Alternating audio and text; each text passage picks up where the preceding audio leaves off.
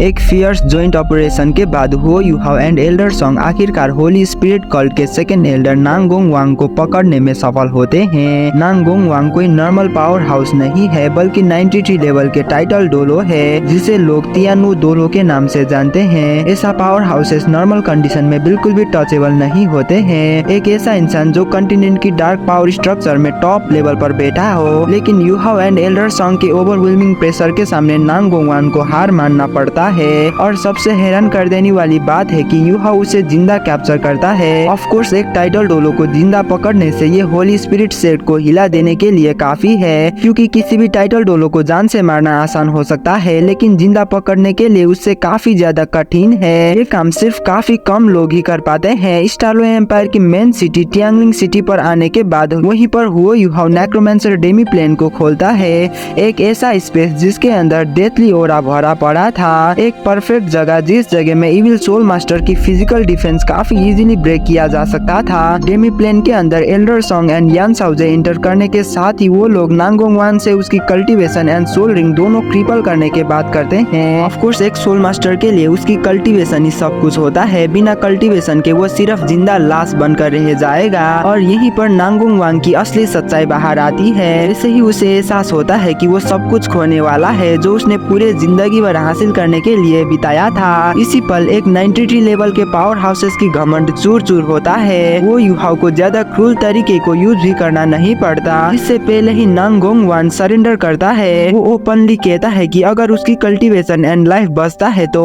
वो Holi spirit cult को betray करने के लिए पूरी तरीके से तैयार है। वो यूहाओ की हर आदेश मानेगा एंड बदले में इंफॉर्मेशन भी देगा। नांगोंग वांग ना ही कोई स्ट्रगल करता है ना ही कोई बेकार की बार्गेनिंग करता है। उसके लिए होली स्पिरिट कल्ट सिर्फ पावर पाने की जरिया है, कोई ऐसी फेथ नहीं जिसके लिए वो मरना चाहे। उसको भी ये तो अच्छे से पता था कि होली स्पिरिट कल्ट के लिए मरना बिल्कुल ही वर्थ इट नहीं है। एंड यही बातें उसे दूसरे फैनेटिकल इविल सोल मास्टर से अलग बनाती है। होली स्पिरिट कल्ट की इंटरनल स्ट्रक्चर, एल्डर की हायरार्की, फोर्सेस का डिवीजन एंड अलग अलग रीजन में पावर का डिस्ट्रीब्यूशन, यहाँ तक कि मा जियाओताओ एंड तांगयांग से जुड़े हुए गहरा सीक्रेट्स भी हुओ यूहाओ को अच्छे से पता चलता है। मा जियाओताओ इस समय में होली स्पिरिट कल्ट के हेडक्वार्टर में टाइटल डोलो बनने की तैयारी कर रही थी, जबकि तांगया को फ्रंट लाइन पर भेजा गया था। हालांकि अभी भी एक चीज मिसिंग है, होली स्पिरिट कल्ट की मेन हेडक्वार्टर की एग्जैक्ट लोकेशन। लेकिन यहाँ यूहाओ को जितना भी इंफॉर्मेशन मिला है ये काफी ज्यादा इम्पोर्टेंट इंफॉर्मेशन है। लेकिन अभी भी यूहाओ को एक प्रॉब्लम था। नांगोंग वांग एक ऐसा इविल सोल मास्टर है जो अनगिनत मौत की जिम्मेदार है एंड उसे जान से मार देना भी एक पावरफुल पावर को खोना होगा। इसीलिए एंड में यूहाओ कोल्ड डिसीजन लेता है जो कि उसे उसकी टीचर इलेक्ट्रोलक्स डेथगट ने सिखाया हुआ नेक्रोमैंटिक आर्ट को यूज करते हुए नांगोंग वान के अंदर रिस्ट्रिक्शन लगा देता है। ऑफ कोर्स ये कोई नॉर्मल सील बिल्कुल भी नहीं है, ये एक नेक्रोमैंटिक कर्स है जो डायरेक्टली यूहाओ से जुड़ा हुआ है। जब तक नांगोंग वान कोई परेशानी खड़ा नहीं करेगा तब तक वो जिंदा रहेगा, लेकिन जैसे ही वो बिट्रेयल के बारे में सोचेगा वो वैसे ही मारा जाएगा। एंड ये यूहाओ की सिग्निफिकेंट एवोल्यूशन को शो करता है। अब यूहाओ बस एक टैलेंटेड यंग सोल मास्टर नहीं रहा जो सिर्फ सर्वाइवल के लिए फाइट करता था, वो ऑलरेडी लाइफ एंड डेथ को टूल्स की तरह यूज करने वाला बन चुका है।